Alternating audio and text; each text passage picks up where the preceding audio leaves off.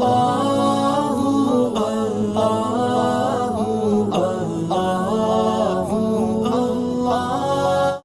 اللہ الرحمن الرحیم الحمد للہ رب العالمین والصلاة والسلام علی سید المرسلین وعلى آلہ واصحابہ وازواجہ وذریاتہ واہل بیتہ اجمعین اما بعد فاعوذ باللہ من الشیطان الرجیم بسم اللہ الرحمن الرحیم وَنَجَّيْنَاهُ وَلُوطًا إِلَى الْأَرْضِ الَّتِي بَارَكْنَا فِيهَا لِلْعَالَمِينَ۔ حضرات علماء کرام، مشائخ اعظام، میرے دینی اور اسلامی بھائیوں، عزیز بچوں اور پردہ نشین خواتین ملت، 15 روزہ اجلاس سیرت مصطفیٰ صلی اللہ علیہ وسلم کی الحمدللہ یہ 14ویں نشست ہے جس میں ہم اور آپ شریک ہیں۔ آج ہماری گفتگو کا موضوع ہے فتح بیت المقدس اور مسجد اقصی کی تاریخ۔ بلا شبہ بیت المقدس ہم سے اور آپ سے بہت دور ہے، ہماری اور آپ کی مذہبی عقیدتیں وہاں سے وابستہ ہیں۔ بیت المقدس اور مسجد اقصی کو جاننا ہر مسلمان کے فرائض منصبی میں شامل ہے، اسی لیے آج اس موضوع کا انتخاب کیا گیا۔ اب سے تقریباً 4000 سال پہلے کی بات ہے، حضرت عیسیٰ علیہ السلام سے 2000 سال پہلے سلطنت بابل میں عراق کے قریب ایک چھوٹا سا گاؤں تھا، اس گاؤں کا نام تھا ار۔ اس گاؤں میں ایک صاحب رہا کرتے تھے، ان کا نام تھا آزر۔ ان کے ہاں ایک بیٹا پیدا ہوا، باپ آزر نے اپنے اس بیٹے کا نام ابراہیم تجویز کیا۔ بچہ کچھ بڑا ہوا، جس ماحول میں اس بچے نے آنکھیں کھولی تھیں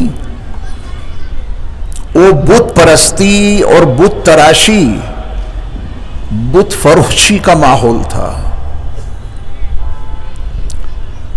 خود ابراہیم کے والد آزر یہ بتوں کو اپنے ہاتھوں سے تیار کرتے تھے، بت تراش تھے، اور بتوں کو بیچا بھی کرتے تھے آزر، اور بتوں کی پوجا بھی کرتے تھے۔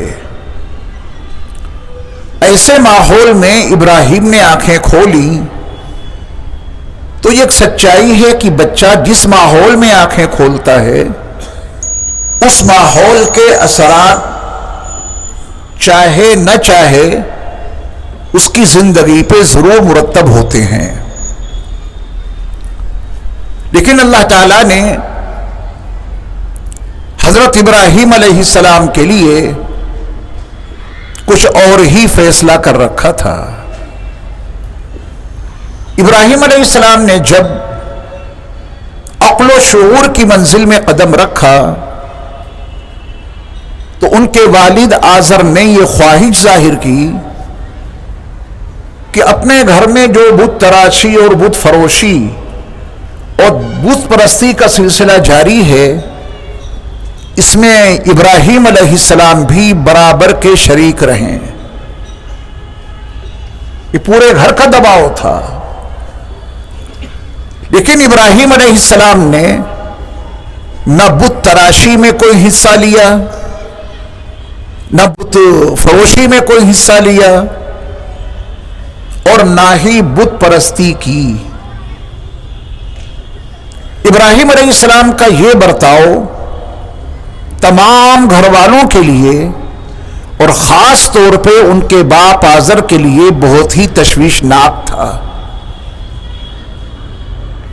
ہر گھرانے کی کوئی نہ کوئی صنعت ہوتی ہے جس سے اس کا کاروبار چلتا ہے، مذہبی شناخت بھی ہوتی ہے۔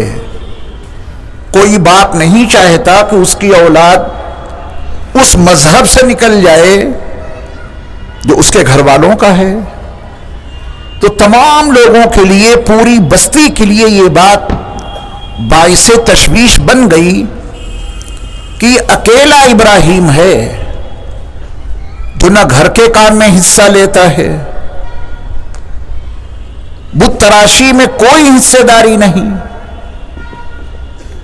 ابا بتوں کو لے کر بازار میں جاتے ہیں فروخت کرنے کے لیے، بیٹا ابراہیم اس میں بھی کوئی حصے داری نہیں لیتا۔ جو بت پرستی کا ماحول تھا انہوں نے کبھی بتوں کو پوجا ہی نہیں۔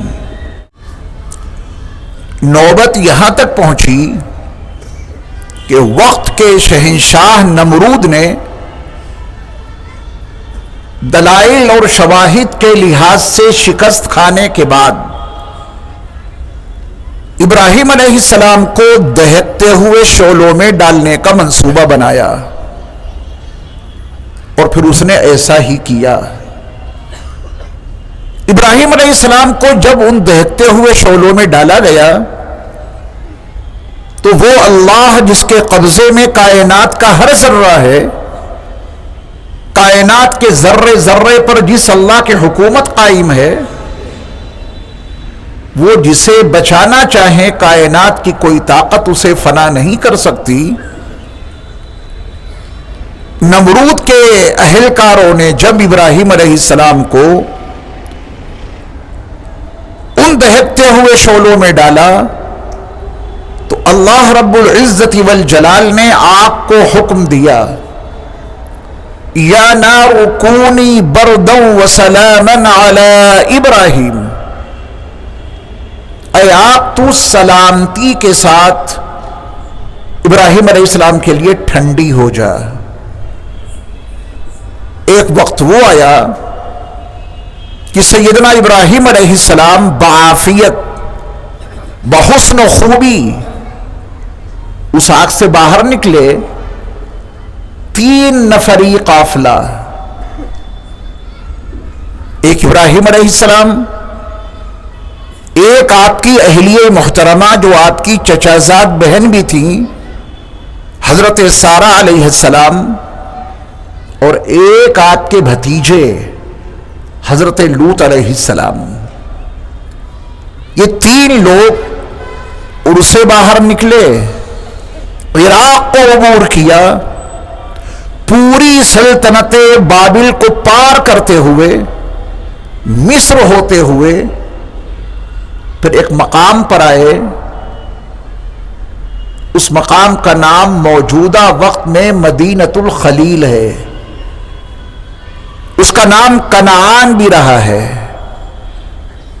جہاں پہ آپ آ کے مقیم ہوئے وہ بڑی پرانی بستی ہے، 6000 سالہ قدیم بستی ہے وہ۔ ابراہیم علیہ السلام آ کے وہاں مقیم ہوئے اور وہیں آپ کی افزائش نسل ہوئی۔ لوط علیہ السلام چونکہ آپ کے بھتیجے تھے، اور یہ وہ دور تھا کہ جب اللہ رب العزت والجلال ایک ہی زمانے میں، ایک ہی وقت میں الگ الگ نبیوں کو، الگ الگ رسولوں کو الگ الگ خطوں میں مبعوث کرتے تھے۔ تو یہ پورا کنعان کا علاقہ، القدس کا علاقہ، یہ سب ابراہیم علیہ السلام کا دعوتی خطہ رہا۔ ایک علاقہ ہے سدوم، وہ موجودہ وقت میں جو جورڈن ہے، اردن، وہ علاقہ وہاں ہے، سدوم کا علاقہ۔ تو اللہ تعالیٰ نے حضرت لوط علیہ السلام کو، جو آپ کے بھتیجے تھے ابراہیم علیہ السلام کے، ان کو سدوم کے علاقے میں بھیجا۔ اب سدوم میں نبی ہیں حضرت لوط علیہ السلام، اور فلسطین، ارض مقدس، بیت المقدس، اس پورے خطے کے رسول ہیں ابراہیم علیہ السلام. اسی شہر میں رہتے ہوئے ابراہیم علیہ السلام کی ذریت آگے بڑھی ہے. حضرت ابراہیم علیہ السلام جب اپنے مقام عرس مصر ہوتے ہوئے پہنچے ہیں یہاں، تو مصر میں ایک بڑا واقعہ پیش آیا تھا جس کو سنانے کا موقع نہیں ہے. بس اتنی بات اپنے ذہن میں رکھیے کہ مصر کے بادشاہ نے اپنی بیٹی ہاجرہ کو حضرت سارہ کی خدمت کے لیے وقف کر دیا تھا. ایک واقعہ پیش آیا تھا. تو مصر کے بادشاہ نے اپنی بیٹی ہاجرہ کو یہ کہا کہ یہ سارہ اتنی عظیم خاتون ہے، اگر تو اس کی خدمت میں مصروف عمل رہے تو تیری زندگی کامیاب ہو جائے گی. ابراہیم علیہ السلام اپنی بیوی حضرت سارہ کو لے کر اور سارہ کی خادمہ ہاجرہ کو لے کر کنعان پہنچے تھے.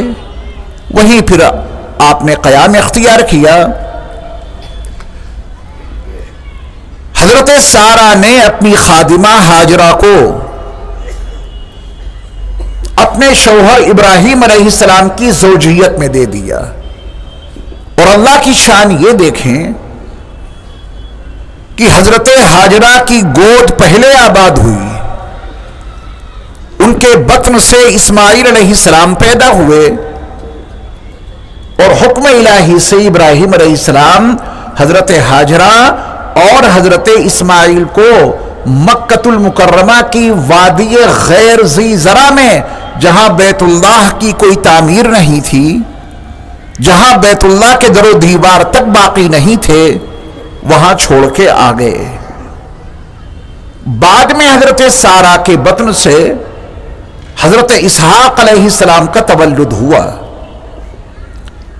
مکۃ المکرمہ میں ابراہیم علیہ السلام نے اپنے بیٹے اسماعیل کے ساتھ مل کر بیت اللہ کی تعمیر کی، اور فلسطین میں، القدس میں، یروشلم میں، ایلیا میں، یہ سارے نام ہیں ایک ہی شہر کے، اپنے دوسرے بیٹے اسحاق کے ساتھ مل کر یہاں بھی اللہ کا ایک گھر بنایا اور اس کا نام مسجد اقصی تجویز کیا. مسجد الحرام مکۃ المکرمہ میں ابراہیم علیہ السلام نے اپنے بیٹے اسماعیل کے ساتھ مل کے بنائی، وہ مسجد الحرام ہے. اور القدس میں ابراہیم علیہ السلام نے اپنے بیٹے اسحاق علیہ السلام کے ساتھ مل کر جو مسجد بنائی، اس کا نام مسجد اقصی ہے. اب اتنی وضاحت کے بعد میں آپ کو بتاتا ہوں کہ ابراہیم علیہ السلام اب سے 4000 سال پہلے، عیسیٰ علیہ السلام سے 2000 سال پہلے سلطنت بابل کے عراق اور عراق کے قریب شہر عرس سے جو چلے ہیں، نار نمرود سے نکلنے کے بعد اپنی بیوی سارہ کو لے کر، اپنے بھتیجے لوط کو لے کر مصر ہوتے ہوئے جس مقام پر پہنچے ہیں اب سے 4000 سال پہلے، یہ ہے وہ مقام. آپ دیکھیں، یہ پورا شہر ہم نے دکھایا ہے آپ کو، یہ پورا شہر ہے، اس کا نام کنعان ہے، مدینۃ الخلیل ہے. پہلے آپ اس کو دیکھیں، پھر اس کے بارے میں مزید معلومات آپ کو فراہم ہوں گی. یہ کیا ہے؟ کنعان، مدینۃ الخلیل. یہاں سے 22 کلومیٹر کے فاصلے پر مسجد اقصی ہے. آپ اس فوٹو میں یہ جو مسجد دیکھ رہے ہیں، یہ والی، یہ مینار نظر آ رہے ہیں، اس مسجد کا نام یاد رکھیے مسجد ابراہیمی. کیا نام ہے اس کا؟ ابراہیم علیہ السلام چونکہ اسی شہر میں آ کے قیام پذیر ہوئے، آپ کی اولاد یہیں پلی بڑھی. حضرت اسماعیل کو تو چھوڑ دیا تھا مکے میں، کئی سفر کیے آپ نے مکے کے، لیکن مقیم رہے آپ کنعان میں، اور یہیں آپ کے بیٹے اسحاق علیہ السلام پیدا ہوئے، اور اسحاق علیہ السلام کے بیٹے یہیں یعقوب پیدا ہوئے. याकूब अलैहिस्सलाम के 12 बेटों में जो यूसुफ अलैहिस्सलाम हैं, उनको इस शहर से 3 किलोमीटर दूर एक कुआं है जहां उनके भाई यूसुफ को लेकर के गए थे और कुआं में डाल दिया था। फिर यूसुफ अलैहिस्सलाम को अल्लाह ताला ने मिस्र पहुंचाया। उनका किस्सा इंशाअल्लाह आप कल सुनेंगे। कल मैं इंशाअल्लाह कोशिश करूंगा इसी तरह सारा मंजरनामा दिखा के आपको किस्से यूसुफ समझाऊं। हजरत इब्राहिम अलैहिस्सलाम यहां क़याम पजीर रहे, दावती और तबलीगी कामों में मसरूफ अमल रहे। फिर आपका यही विसाल हुआ। जो मस्जिद इब्राहिमी आपको दिखाई दे रही है, इसी इहाते में अंदर हजरत इब्राहिम अलैहिस्सलाम की कब्र है। आपके बेटे इसहाक अलैहिस्सलाम की भी कब्र यही है। उनके बेटे याकूब अलैहिस्सलाम की भी कब्र यही है। हालांकि याकूब अलैहिस्सलाम का इंतकाल मिस्र की सरजमीन पर हुआ था, लेकिन उन्होंने अपने बेटे यूसुफ को वसीयत की थी, बेटा जब मेरा इंतकाल मिस्र की सरजमीन पर हो जाए तो मुझे दफन करना मेरे आबा व अजदाद के कदमों में। मेरे बाप इसहाक यहां दफन हैं, मेरे दादा इब्राहिम यहां दफन हैं, मेरे आबा व अजदाद के कदमों में मुझे दफन करना। यूसुफ अलैहिस्सलाम जो उस वक्त मिस्र के शहंशाह थे, अपने अब्बा की वसीयत के मुताबिक उनको यहीं लाके दफन किया। और अगली बात तो मैं आपको कल तफसील से समझाऊंगा कि इसी मकाम पर हजरत यूसुफ अलैहिस्सलाम भी आराम फरमा हैं। हालांकि आपको मालूम है कि हजरत यूसुफ अलैहिस्सलाम तो यकीनन मिस्र में इंतकाल पजीर हुए, वहीं के बादशाह थे, लेकिन उन्होंने भी एक वसीयत की थी बनु इसराइल को कि बनु इसराइल अगर तुम मिस्र छोड़ के जाना तो मेरी लाश को अपने साथ ले जाना और मुझे भी मेरे आबा व अजदाद के कदमों में दफन करना। उसकी तारीख मैं आपको कल बताऊंगा। हजरत इब्राहिम अलैहिस्सलाम की कब्र है, उनके बेटे इसहाक अलैहिस्सलाम की कब्र है, उनके बेटे याकूब अलैहिस्सलाम की कब्र है, उनके बेटे यूसुफ अलैहिस्सलाम की कब्र है, और यूसुफ अलैहिस्सलाम के अलावा सबकी अहलिया मोहतरमा भी यहीं आराम फरमा है। अब मैं आपको मस्जिद इब्राहिमी का अंदरूनी मंजरनामा दिखाऊंगा। ये देखिए मस्जिद इब्राहिमी का अंदरूनी मंजरनामा है। इसहाक अलैहिस्सलाम जो इब्राहिम अलैहिस्सलाम के साहबजादे हैं, ये उनकी कब्र है और ये उनकी अहलिया की कब्र है। दोनों का डिजाइन एक है और ये मेहराब है। और जरा इस मिंबर पर खुसूसी तवज्जो दीजिएगा ताकि इसके बारे में एक दो बातें ज़हन नशीन रहें। ये मिंबर आपको दिखाई दे रहा है, बड़ा आलीशान किस्म का मिंबर। ये लकड़ी के 6000 टुकड़ों से ये मिंबर बना है। सुभान अल्लाह कहने में दम निकल रहा होगा आपका। ये जो मिंबर है ये लकड़ी के 6000 टुकड़ों से बना है, एक दो टुकड़ों से नहीं कि साहब बड़े बड़े पीस लगा दिए गए हो और ये मिंबर तैयार हो गया हो। ये मिंबर बना है लकड़ी के 6000 टुकड़ों से, छोटे छोटे टुकड़े हैं। इसका हुस्न क्या है, इसकी खूबसूरती क्या है, वो इसमें तो नहीं दिखाई देगी। अल्लाह तौफीक अता फरमाए कभी आप वहां पहुंचें तो आप इसके हुस्न और इसकी खूबसूरती से मुतासिर हुए बगैर नहीं रह सकते। आप यकीन जानिए हर टुकड़े में हुस्न है, हर टुकड़े में जमाल है, हर टुकड़े में कारीगरों की कारीगरी ही नहीं उनकी अकीदतों मोहब्बतों का ज़ुहूर भी है। अगली बात और तवज्जो से सुनिएगा। सुल्तान सलाहुद्दीन अय्यूबी ने 3 मिंबर बनवाए थे। उसकी तमन्ना थी कि एक मिंबर مسجد ابراہیمی کے اندر بھی میں رکھوں. تو سلطان صلاح الدین ایوبی نے منبر رکھوایا اور یہ یہاں کی محراب ہے.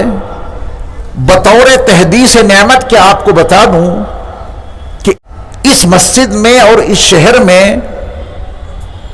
4 مرتبہ مجھے حاضر ہونے کا یہاں موقع ملا ہے.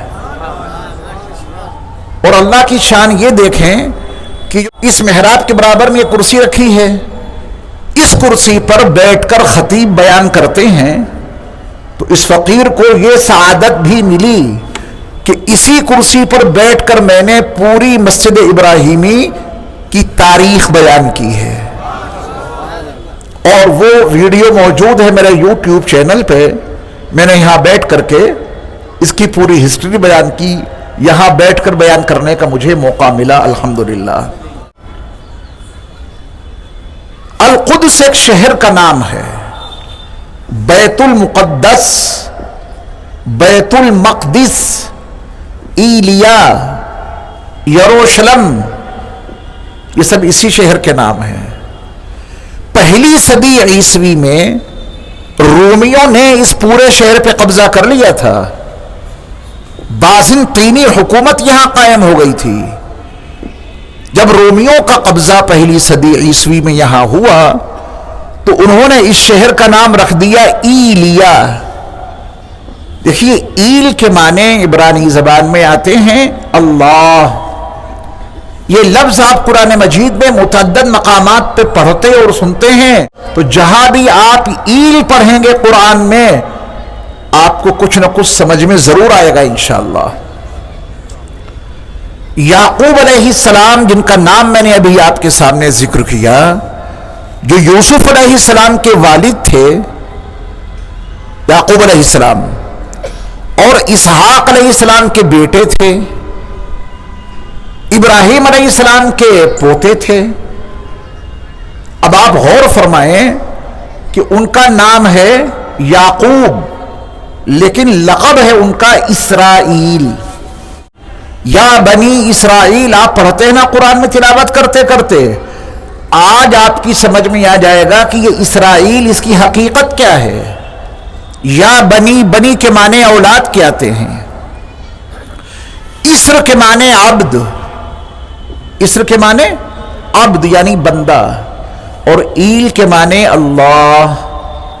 اسرائیل اس کا عربی میں ترجمہ ہوگا عبداللہ، اسرائیل اس کا اردو میں ترجمہ ہوگا اللہ کا بندہ. تو ایسے ہی بازنطینیوں نے، رومیوں نے جب پہلی صدی عیسوی میں اس پہ قبضہ کیا تو انہوں نے اس کا نام رکھ دیا ایلیا. اب ایل کے معنی اللہ کے آتے ہیں. اس کا مفہوم نکلا اللہ والا شہر. ایلیا کا ترجمہ کیا ہوگا؟ اللہ والا شہر. ہر دور میں اس کے نام الگ الگ رہے. القدس، یروشلم، بیت المقدس، بیت المقدس، یہ شہر کا نام ہے. اس شہر میں ایک مسجد ہے، اس مسجد کا نام ہے مسجد اقصی. جیسے مکہ المکرمہ ایک شہر ہے، اس شہر مکہ میں مسجد الحرام، بیت اللہ، یہ مخصوص جائے عبادت ہے.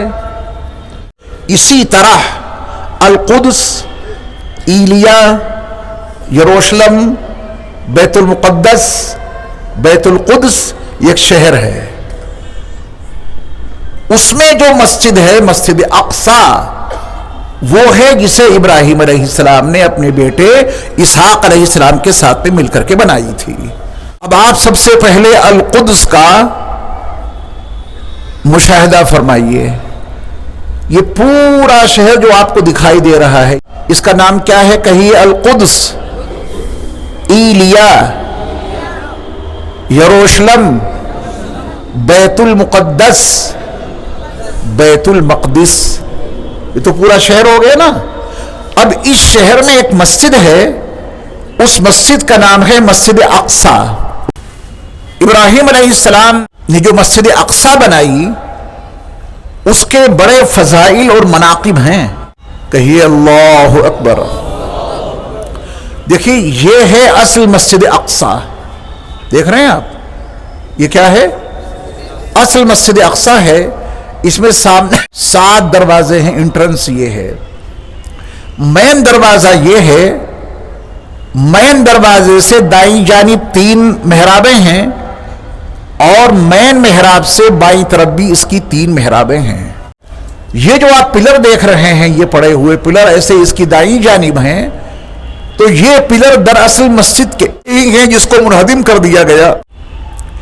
بائیں جانب بھی بہت بڑی تھی, لیکن اب موجودہ حالت میں اس پوزیشن میں ہے کہ اس کے اندرونی حصے میں تقریباً 5000 نمازی نماز پڑھ سکتے ہیں اندر, اور احاطہ تو ہے ہی بہت بڑا.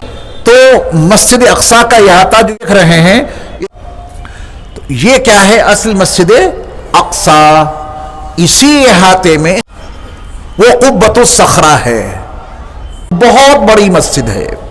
مسجد اقصی کے چاروں طرف ایسی دیوار بنی ہوئی ہے. مسجد اقصی کے چاروں طرف ایسی دیوار بنی ہے. یہاں اس بات کی وضاحت اور صراحت بہت ضروری ہے کہ آپ کو جو یہ گنبد نظر آ رہا ہے, گولڈن گنبد, عام طور پہ لوگ اسی کو مسجد اقصی سمجھتے ہیں.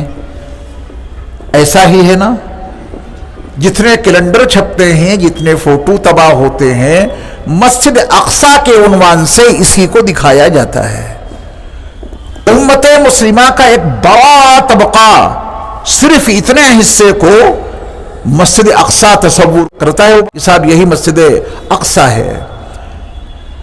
یوں سمجھیے کہ یہ مسجد اقصی صرف اتنا حصہ نہیں, مسجد اقصی کے احاطے میں یہ گنبد بنا ہے. بات کلیئر ہو گئی؟ جیسے کوئی آدمی مقام ابراہیم کو دیکھے, بیت اللہ کے سامنے مقام ابراہیم ہے نا, کوئی آدمی مقام ابراہیم کو دیکھ کر یہ کہے کہ یہ مسجد الحرام ہے, تو غلطی ہو گئی نا. اسے یہ کہنا چاہیے کہ یہ مقام ابراہیم مسجد الحرام میں ہے.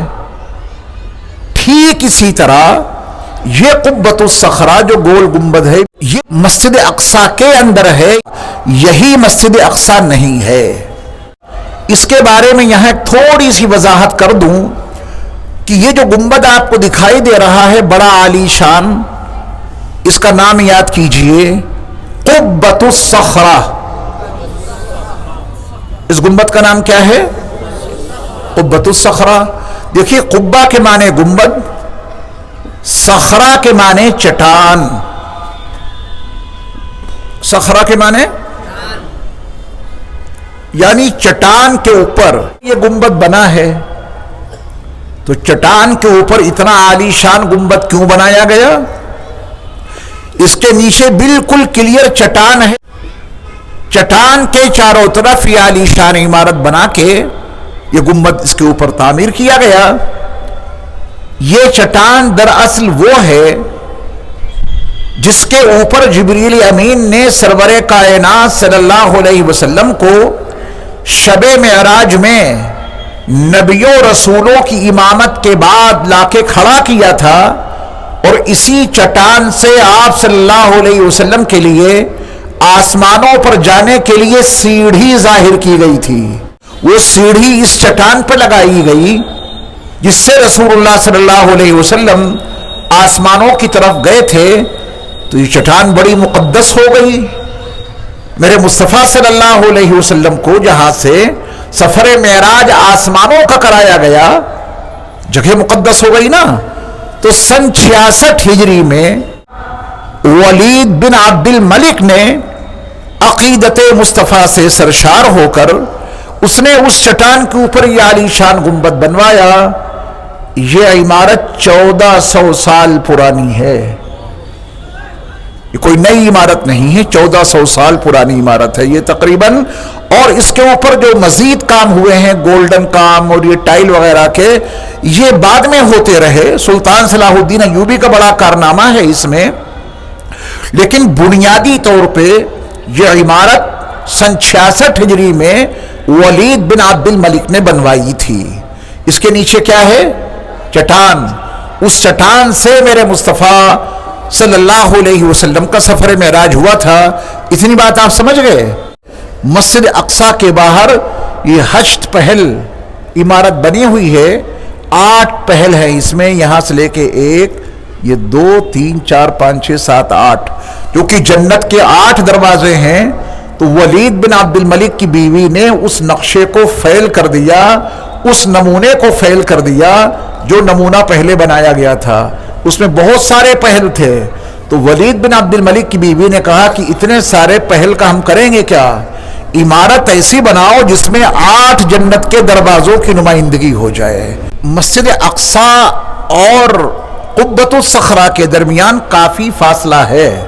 तो आप थोड़ी देर के लिए तसव्वुर ये बनाएं कि रसूल मुकर्रम सल्लल्लाहु अलैहि वसल्लम ने तमाम नबियों, तमाम रसूलों की इमामत फरमाई। तमाम नबियों, तमाम रसूलों को नमाज पढ़ा के यहां से फारिग हुए। तब जिब्रील अमीन आपको यहां से लेके कहां गए? उसी चट्टान पर। और वो सफर मेराज का मेरा बयान है, बड़ा तफसीली, कभी आप सुन सकते हैं, यूट्यूब चैनल पे पड़ा हुआ है वो बयान। क्या क्या वाकयात पेश आए। रसूलुल्लाह सल्लल्लाहु अलैहि वसल्लम जब तमाम नबियों, तमाम रसूलों को नमाज पढ़ा के यहां से फारिग हुए, तब जिब्रील अमीन आपको यहां से लेके कहां गए? उसी चट्टान पर। अब आप ये चट्टान देखिए, ये है सखरा। क्या है ये? सखरा। और इस सखरा के ऊपर जो गुंबद बना हुआ है, इस गुंबद को अरबी में क्या कहते हैं? गुंबद। अब गुंबद को सखरा के साथ में जोड़िए और कहिए गुंबदुस सखरा। चट्टान वाला गुंबद। वो चट्टान नबी अलैहिस्सलाम ने नबियों रसूलों की इमामत आगे फरमाई थी। वहाँ से फारिग होकर आप अलैहिस्सलाम इस चट्टान के ऊपर खड़े हुए थे। ये चट्टान जो आप देख रहे हैं, इस चट्टान पर आप खड़े हुए और यहीं से अल्लाह रब्बुल इज़्ज़त ने आपको आसमानों की तरफ बुला लिया। इसी का नाम है मेराज। अब अल्लाह रब्बुल इज़्ज़त ने कैसी सीढ़ी लगाई, कितनी उसकी रफ्तार थी, वो अल्लाह जाने या वो जान से उनको मालूम था जिन्होंने इसका सफर किया है। तो आप अलैहिस्सलाम इस चट्टान के ऊपर खड़े हुए थे और इसके ऊपर से आपका सफर हुआ था मेराज का। तो कुब्बतुस सखरा याद रखेंगे। अब जरा इस इमारत के ऊपर निगाह दौड़ाइए। इतनी हसीन इमारत और इतनी खूबसूरत इमारत आपको कहीं दिखाई नहीं देगी। ये इस्लामी फन तामीर का एक हसीन नमूना है। ऐसा अजीम नमूना कहीं नजर नहीं आता है। आप इसके पिलर देखें, इसकी मेहराबें देखें और गुंबद के ऊपर कैसे काम किया गया और कैसे इस गुंबद के ऊपर तहरीर की गई, आप इन तमाम चीज़ों को समझ सकते। आप ये दीवार देख रहे हैं, इस दीवार को बहुत तवज्जो से देखिएगा। इससे मुताल्लिक बड़ी तारीखी हकीकतें वाबस्ता हैं। ये दीवार समझें तो इस दीवार का नाम क्या है? दीवारे मस्जिद बुराक। दीवारे मस्जिद बुराक। मस्जिद बुराक की दीवार। अभी मैं आपको दिखाऊंगा मस्जिद बुराक। जब रसूलुल्लाह सल्लल्लाहु अलैहि वसल्लम बुराक के दरिया मक्कतुल मुकर्रमा से मस्जिदुल हराम से चले और मस्जिद अक्सा पहुंचे, तो आपने अपनी सवारी बुराक को एक जगह बांधा था, है ना? जहां उसे बांधा था उस याद में वहां एक मस्जिद बनाई गई। उस मस्जिद का नाम है मस्जिदुल बुराक। अभी मैं आपको अंदर से भी दिखाऊंगा मस्जिदुल बुराक। और जहां पर रसूलुल्लाह सल्लल्लाहु अलैहि वसल्लम ने अपनी सवारी बांधी थी, वो हलका भी आपको दिखाऊंगा। और इस फकीर को अल्हम्दुलिल्लाह वहां 4 मरतबा हाजिरी की सादत मिली है। तो इस दीवार का नाम क्या है? दीवारे मस्जिद बुराक। अपनी जबान में आप याद कर लीजिए, मस्जिद बुराक की दीवार। बुराक मस्जिद की दीवार। अब वो मस्जिद आप अंदर से देखेंगे इंशाअल्लाह। देखिए, आप यहां बैठे बैठे क्या क्या देख रहे हैं। अल्लाह का शुक्र इस पे अदा करना कि या अल्लाह, जिस मकाम पर रसूल मुकर्रम नूर मुजस्सम नबी आखिरुज़्ज़मा हज़रत मोहम्मद सल्लल्लाहु अलैहि वसल्लम ने सफर मेराज में अपनी सवारी बुराक को बांधा था, हम वहां तो नहीं पहुंच पाए, لیکن 15 روزہ اجلاس سیرت مصطفیٰ صلی اللہ علیہ وسلم کی برکت سے وہ تمام مناظر ہمیں یہیں بیٹھ کر دیکھنے کو مل گئے. اس پہ اللہ کا شکر ادا کرنا. یہ دیکھیے لکھا ہوا ہے مسجد البراق الشریف. مسجد براق شریف یہ نام ہے مسجد کا نا.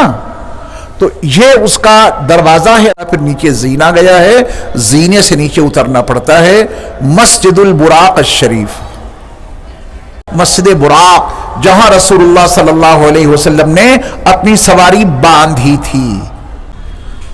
اچھا اب آپ ایک دیوار دیکھیں. یہ دیوار دکھائی دے رہی ہے. اس دیوار کا دوسرا نام ہے دیوار گریا. دیوار گریا, گریا کے معنی رونا. جو یہودی حضرات ہیں وہ اس دیوار کے پاس آتے ہیں, یہاں ہلتے ہیں, کتاب پڑھتے ہیں اپنی تورات, اور ان کا یہ ماننا ہے کہ ہیکل سلیمانی کی اصل دیوار یہی ہے. ان کا یہ تصور ہے کہ ہیکل سلیمانی کی اصل دیوار یہ ہے بس. تو اتنے ایریے میں وہ لوگ آتے ہیں, اپنے اپنی طرز پہ عبادت کرتے ہیں, دعائیں مانگتے ہیں. ان کا تصور جو بھی ان کا اپنا عقیدہ ہے, دیوار گریا ان کے لیے ہے. یہاں پر اس احاطے میں یہاں سے لے کے یہاں تک کسی مسلمان کو جانے کی اجازت نہیں ہے.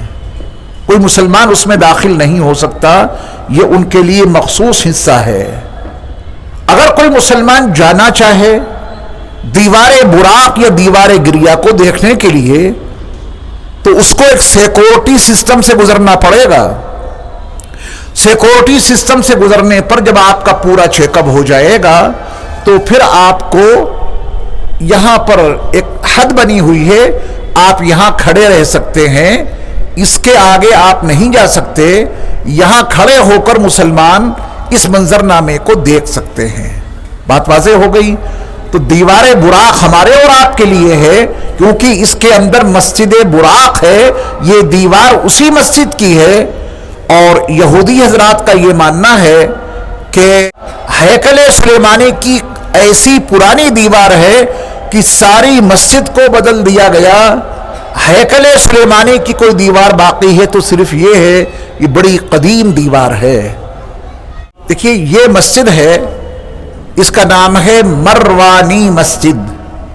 کیا نام ہے اس کا؟ ابھی جو آپ نے مسجد اقصی دیکھی, اس مسجد اقصی کے بائیں طرف نیچے جانا پڑے گا. بہت بڑی مسجد ہے. جب عیسائیوں نے وہاں پہ قبضہ کیا تو اس کے پلر نیچے سے کاٹ کے اس میں گھوڑے باندھے. میں آپ کو اس کا نمونہ دکھاتا ہوں. یہ دیکھیے آپ, اس میں سوراخ دکھائی دے رہا ہے. یہ سوراخ اور یہ سوراخ, تمام پلروں میں انہوں نے ایسے سوراخ کر کے اس میں انہوں نے اپنے گھوڑے باندھنے شروع کر دیے تھے. پھر اللہ تعالیٰ نے سلطان صلاح الدین ایوبی کے ذریعہ سے جب یہاں فتح دلائی مسلمانوں کو تو پھر یہ مسجد بھی آزاد ہوئی. دیکھیے یہ محراب ہے, اس کا نام ہے محراب زکریا. کیا نام ہے اس کا؟ جو مسجد اقصی ہے اس سے بائیں طرف, مسجد اقصی کے اندر ہی بائیں طرف یہ محراب زکریا ہے. آپ کے علم میں یہ بات ہوگی کہ حضرت زکریا علیہ السلام لا ولد تھے. ان کے ہاں کوئی بیٹا نہیں تھا. مریم علیہ السلام کی کفالت کرتے تھے. کفالت کرتے کرتے انہوں نے یہ دیکھا کہ میں مریم کو جس گھر میں بند کر کے جاتا ہوں, جب ان کے لیے کھانے پینے کا سامان لاتا ہوں مریم کے لیے, تو مجھ سے پہلے ہی یہاں بے موسم کے پھل موجود رہتے ہیں. تو انہوں نے پوچھا کہ مریم یہ بے موسم پھل تمہارے پاس آتے کہاں سے ہیں؟ تو مریم علیہ السلام چھوٹی سی تھی. انہوں نے جواب دیا کہ میرا اللہ مجھے یہ روزی عطا کر دیتا ہے. تو اسی مقام پر حضرت زکریا علیہ السلام کے ذہن میں ایک بات آئی کہ جو اللہ بے موسم کے مریم کو یہ پھل دے سکتا ہے, وہ بے موسم کے مجھے اولاد کیوں نہیں دے سکتا؟ خود بوڑھے تھے, بیوی بانجھ تھی. ہنالک دعا زکریا ربہ اسی مقام پر یہ منظرنامہ دیکھ کر زکریا علیہ السلام نے اللہ سے دعا کی کہ اللہ مجھے بیٹا چاہیے. تو اللہ نے وعدہ کیا کہ آپ کو بیٹا ملے گا. علامت یہ ہوگی کہ 3 دن اور 3 رات آپ کی زبان کچھ بول نہیں پائے گی. آپ تسبیح کریں، ذکر کریں، اللہ کو یاد کریں، زبان چلے گی. کچھ اور بولنا چاہیں تو آپ کی زبان نہیں بولے گی. یہ علامت ہوگی کہ آپ کو بیٹا ملے گا. قرآن مجید میں اس محراب کا تذکرہ ہے. زکریا علیہ السلام اسی مقام پہ رہ کے اللہ کی تسبیح و تقدیس میں مصروف عمل رہے اور اللہ نے آپ کو بیٹا عطا کر دیا. یہی ہے وہ محراب جو محراب زکریا کہلاتی ہے، جہاں رہتے ہوئے زکریا علیہ السلام نے اپنے تمام متعلقین سے بھی کہا تھا کہ تم بھی تسبیح و تقدیس میں اور اللہ کے ذکر میں مصروف عمل رہو. بڑی اہم جگہ ہے اور اللہ نے اس فقیر کو یہ بھی سعادت عطا فرمائی کہ اس محراب زکریا کے پاس یہیں میری کرسی ڈالی گئی اور میں نے اس مقام پر بیٹھ کر محراب زکریا علیہ السلام کا پورا قصہ بیٹھ کر بیان کیا. اس مقام کو بہت توجہ سے دیکھیے گا، بڑا اہم مقام ہے. اس کا نام مسجد عمر ہے. یہ مینار مسجد عمر کا مینار ہے. اس کی ہسٹری میں بھی آپ کو بتاؤں گا، پہلے آپ مقام دیکھ لیں. یہ مینار جو آپ کو نظر آ رہا ہے یہ کس کا ہے؟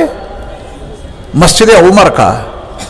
اس کا گیٹ دیکھیں، یہ گیٹ ہے.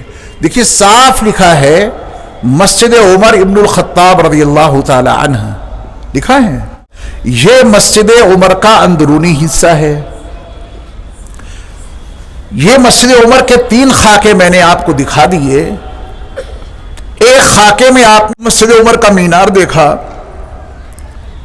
دوسرے خاکے میں آپ نے مسجد عمر کا مین دروازہ دیکھا، تیسرے فوٹو میں آپ نے مسجد عمر کا یہ اندرونی حصہ دیکھا. اب اس مسجد عمر کو سمجھنے کے لیے ایک گرجا گھر بھی آپ کو دیکھنا پڑے گا، تب جا کے اس کی اہمیت سمجھ میں آئے گی. اس کا نام ہے کنیسۃ القیامہ. یہ جو آپ عمارت دیکھ رہے ہیں اتنی بڑی، اس کا نام ہے کنیسۃ القیامہ. کنیسہ گرجا گھر. یہ عیسائیوں کا بڑا قدیم، بڑا متبرک مقام ہے، جائے عبادت ہے. اس کے بارے میں ان کے جو نظریات ہیں ان کو بیان کرنے کی ضرورت نہیں ہے. آپ اپنے ذہن میں یہ رکھیں کہ یہ عیسائیوں کے لیے بہت ہی مقدس مقام ہے. حضرت عیسیٰ علیہ السلام کو انہوں نے اسی مقام پر غسل دیا تھا. اس کے اندر جگہ بنی ہے. ان کا نظریہ ہے حضرت عیسیٰ علیہ السلام کو یہیں دفن کیا گیا تھا. ان کے عقیدے کے مطابق ان کی قبر کی جگہ بنی ہے اور 3 دن کے بعد حضرت عیسیٰ علیہ السلام کو آسمانوں کی طرف اللہ نے اٹھا لیا. یہ ان کا نظریہ ہے. ہمارا نظریہ غسل، کفن یا دفن کا یوں نہیں کہ ہمارے یہاں تو حضرت عیسیٰ علیہ السلام بقید حیات ہیں اور بقید حیات آسمان پر تشریف فرما ہیں، تو عقائد میں جائے بغیر یہ مقام جو آپ ابھی دیکھ رہے ہیں یہ عیسائیوں کا بہت بڑا نہایت قدیم گرجا گھر ہے. بس اتنی بات ذہن میں رکھیے تو آپ کو اسلام کی رواداری سمجھ میں آ جائے گی. رسول اللہ صلی اللہ علیہ وسلم کی سیرت کا جو پیغام ہے رواداری، غلبہ مل جانے کے بعد بھی نرم، فتح ہو جانے کے بعد بھی رعایتیں. سن 15 ہجری، کون سا سن تھا؟ سن 15 ہجری. رسول اللہ صلی اللہ علیہ وسلم کے وصال کے 5 سال کے بعد ایک بڑے مشہور صحابی ہیں سیدنا ابو عبیدہ ابن الجراح. یہ صحابی رسول پوری فوج کے ساتھ آئے اور پورے بیت المقدس کا محاصرہ کر لیا. 6 مہینے تک محاصرہ جاری رہا. قتل و غارت گری بالکل نہیں ہوئی. انہوں نے یہاں کے باشندوں کو نہ مارا، نہ پریشان کیا نہ قتل کیا، محاصرہ جاری رکھا۔ 6 مہینے کے بعد سن 16 ہجری میں اس وقت کے خلیفۃ المسلمین امیر المومنین سیدنا عمر ابن خطاب رضی اللہ تعالی عنہ مدینہ منورہ سے چلے، القدس کے قریب پہنچے تو اس والے گرجا گھر کے سب سے بڑا پادری اپنے تمام پادریوں کو لے کر حضرت عمر ابن خطاب رضی اللہ تعالی عنہ کے پاس القدس شہر سے باہر جا کے ملا، اس حال میں کہ القدس کے بیت المقدس ایلیا کے جتنے دروازے تھے تمام دروازوں کی چابی حضرت عمر ابن خطاب رضی اللہ تعالی عنہ کے حوالے کر دی۔ قتل و غارت گری نہیں، کیونکہ ان کی آسمانی کتابوں کے حوالے سے یہ معلوم ہو چکا تھا کہ ایک وقت آئے گا کہ نبی آخر الزمان حضرت محمد صلی اللہ علیہ وسلم کے ماننے والے اس شہر کو فتح کریں گے، شان فقیرانہ ہوگی۔ جو سب سے بڑا پادری تھا جب وہ چابی لے کے گیا تو اس نے وقت کے امیر المومنین خلیفۃ المسلمین کو اسی شان فقیری میں پایا جو اس نے اپنی کتابوں میں پڑھ رکھا تھا، سب کچھ پہچان لیا اور اس نے وہ ساری چابیاں ان کے حوالے کر دی۔ حضرت عمر ابن خطاب رضی اللہ تعالیٰ عنہ شہر میں داخل ہوئے۔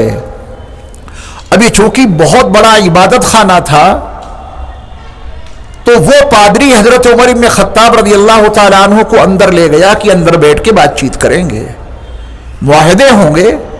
وہ پورا معاہدہ جو اس پادری کے ساتھ میں ہوا تھا مسجد عمر ابن خطاب میں آج بھی ٹنگا ہے۔ کیا کیا شرطیں لکھی گئیں، کیا کیا معاہدہ ہوا، وہ ساری دفعات اس کے اندر آج بھی لکھی ہوئی مسجد عمر کے اندر موجود ہیں۔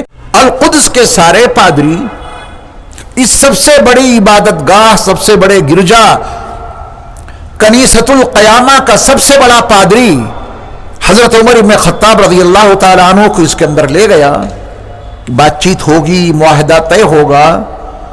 گفتگو چل رہی تھی، دفعات لکھی جا رہی تھی کہ اتنے میں نماز کا وقت ہو گیا۔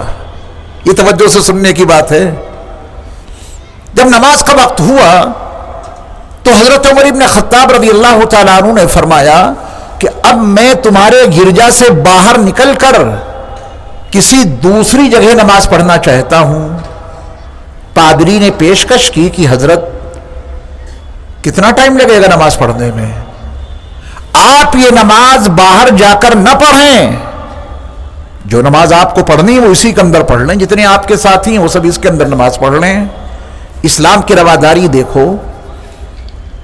سیدنا عمر ابن خطاب رضی اللہ تعالیٰ عنہ نے فرمایا کہ اگر آج میں نے اپنے ساتھیوں کے ساتھ یہاں نماز ادا کر دی تو ہو سکتا ہے بعد کے مسلمان تمہارے اس کنیسۃ القیامہ کو اپنی مسجد ہونے کا دعویٰ کر دیں کہ ہماری مسجد ہے۔ میں چاہتا ہوں کہ تمہارا گرجا گھر باقی رہے، دفعات اصول کے مطابق زندگی گزاری جائے۔ اگر میں نے اس کے اندر نماز پڑھ لی تو پھر آئندہ مسلمانوں کے لیے میرا یہ عمل دلیل بن سکتا ہے کہ یہ تو ہماری مسجد ہے، یہاں حضرت عمر نے نماز پڑھی، اس نزاکت کی وجہ سے میں اس کے اندر نماز نہیں پڑھوں گا، مجھے باہر کوئی جگہ بتاؤ۔ اب وہ چونکہ سارا منظرنامہ تو میں دیکھ کے آیا ہوں، ٹھیک کسی کنیسۃ القیامہ کے سامنے ایک خالی جگہ تھی۔ حضرت عمر رضی اللہ تعالیٰ عنہ اس خالی جگہ میں آئے اور آنے کے بعد آپ نے اپنے ساتھیوں کے ساتھ وہاں نماز ادا کی۔ یہ اسلام کی رواداری کی بڑی بین مثال ہے کہ حضرت عمر ابن خطاب رضی اللہ تعالیٰ عنہ القدس کے فتح ہو جانے کے باوجود، تمام تر طاقت اور قوت اور غلبہ کے حاصل ہو جانے کے باوجود آپ نے وہاں نماز نہیں پڑھی تاکہ ان کا مذہبی تقدس پامال نہ ہو۔ تم اپنی جگہ عبادت کرو، ہم اس میں نماز نہ پڑھ کے سامنے نماز پڑھے لیتے ہیں۔ حضرت عمر کے اس تاریخی اقدام کے نتیجے میں یہاں یہ مسجد بنائی گئی آپ کی یادگار میں، اور اس کا نام رکھا گیا مسجد عمر ابن خطاب۔ اس کا مینار اسی کنیسۃ القیامہ کے سامنے ہے، یہ پوری مسجد اسی کنیسۃ القیامہ کے سامنے ہے، اور اس کے اندر وہ پورا چارٹ آج بھی لگا ہے اسی عبارت میں کہ ان دفعات پر ہمارا معاہدہ ہوا۔ الرحمن الرحیم، الحمدللہ رب العالمین، والصلاة والسلام علی سید المرسلین وعلی آلہ واصحابہ وازواجہ وذریاتہ واہل بیتہ اجمعین، اما بعد۔ حضرات محترم، اس وقت ہم اور آپ مسجد عمر ابن الخطاب رضی اللہ تعالی عنہ کے احاطے میں موجود ہیں۔ یہ مسجد نہایت تاریخی اہمیت کی حامل ہے۔ امیر المؤمنین سیدنا عمر ابن الخطاب رضی اللہ تعالی عنہ بیت المقدس کو فتح کرنے کے لیے تشریف لائے تو وہاں ایک پہاڑ ہے سائیڈ میں، جس کو کل آپ نے دیکھا تھا۔ اس کے اوپر کھڑے ہو کر جب آپ نے القدس شہر کو دیکھا تو آپ کی زبان پہ تکبیر جاری ہوئی، اللہ اکبر اللہ اکبر اللہ اکبر۔ اسی مناسبت سے اس پہاڑ کو جبل مکبر بھی کہتے ہیں۔ جب آپ یہاں تشریف لائے تو جو یہاں کے پادری تھے جن کا پورے القدس پہ قبضہ تھا، انہوں نے یہ منظرنامہ دیکھا کہ امیر المؤمنین کے ہاتھ میں اونٹ کی نکیل ہے اور جو آپ کا غلام ہے وہ سوار ہے، کیونکہ باری باری سوار ہو کے آ رہے تھے، تو اس نے پہچان لیا کہ یہی وہ شخصیت ہے جن کے ہاتھ پہ القدس فتح ہوگا۔ تو بغیر کسی جنگ کے یہاں کے پادری نے وہ تمام کی تمام چابیاں حضرت عمر بن الخطاب رضی اللہ تعالیٰ عنہ کو دے دی۔ سامنے کنیسۃ القیامہ ہے، تو اس کے اندر موجود تھے حضرت عمر بن الخطاب رضی اللہ تعالیٰ عنہ۔ بات چیت چل رہی تھی، یہاں تک کہ نماز کا وقت ہو گیا۔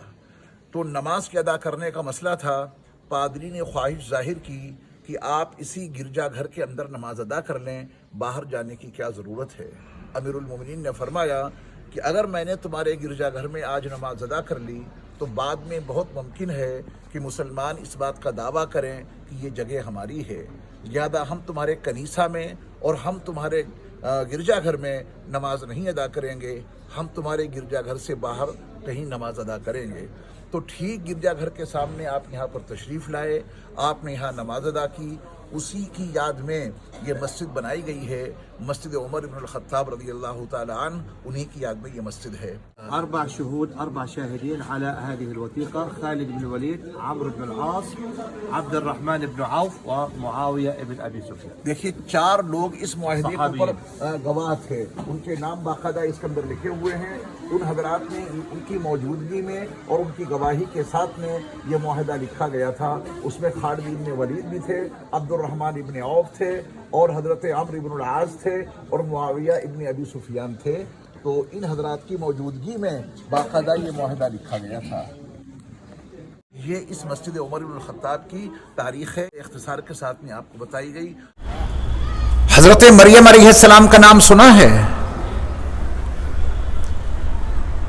ان کی والدہ نے ایک منت مانی تھی کہ یا اللہ، اگر آپ نے مجھے بیٹا عطا کیا تو میں اپنے اس بیٹے کو مسجد اقصی کی خدمت کے لیے تا زندگی وقف کر دوں گی۔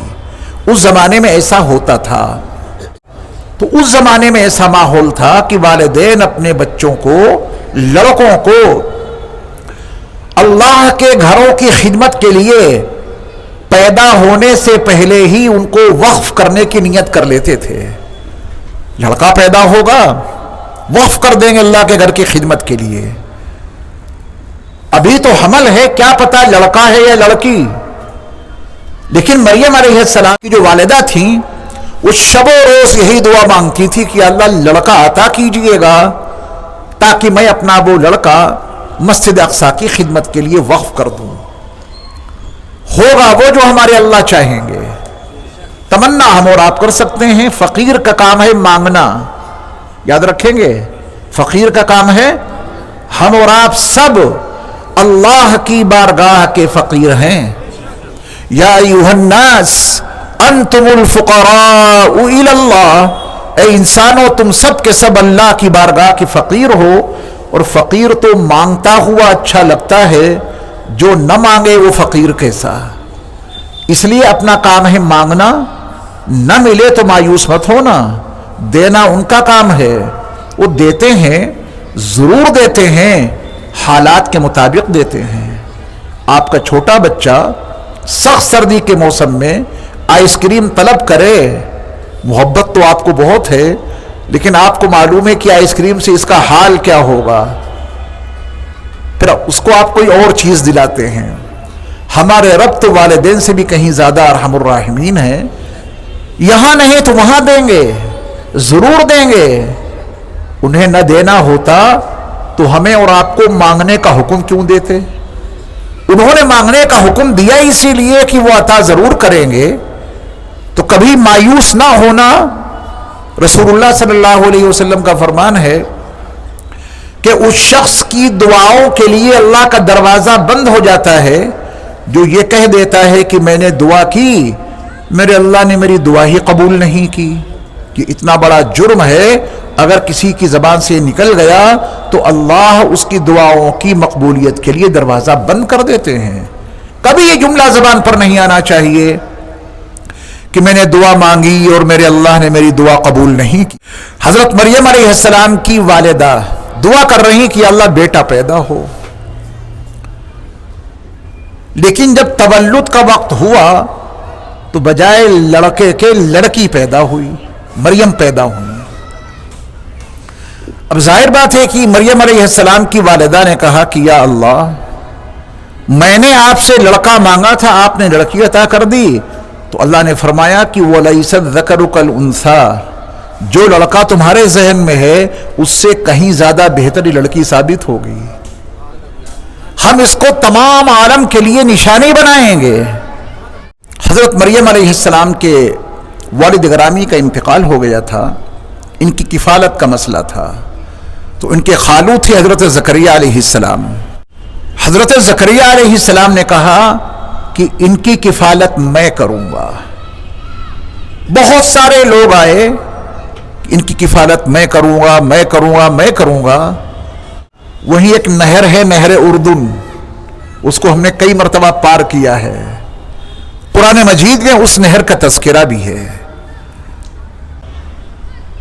اللہ کی طرف سے ایک پیغام آیا، اپنے اپنے قلم اس نہر میں ڈالو، جس کا قلم نہر کے پانی کے بہاؤ کے ساتھ بہہ جائے اسے مریم کی کفالت کا حق نہیں ملے گا، اور جس کا قلم پانی کے بہاؤ کے خلاف اوپر چڑھ جائے، ہے نا، فطرت کے خلاف، عقل کے خلاف، پانی ادھر بہہ رہا ہے تو سارے قلم ادھر ہی بہیں گے،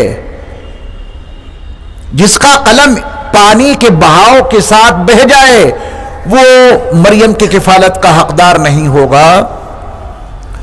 مریم کی کفالت وہی کرے گا جس کا قلم پانی کے بہاؤ کے خلاف چل دے۔ وہ تھے زکریا علیہ السلام۔ وقت نے ثابت کر دیا کہ ان کو حق ہے۔ اب مریم علیہ السلام کو ایک مخصوص مقام پر رکھتے تھے، وہ پرورش کے لیے، تربیت کے لیے، اور وہیں سب کچھ لا کے دیا کرتے تھے۔ جہاں اللہ غیب سے بے موسم کے پھل ان کو عطا کرتا تھا، اس کا نام ہے محراب مریم۔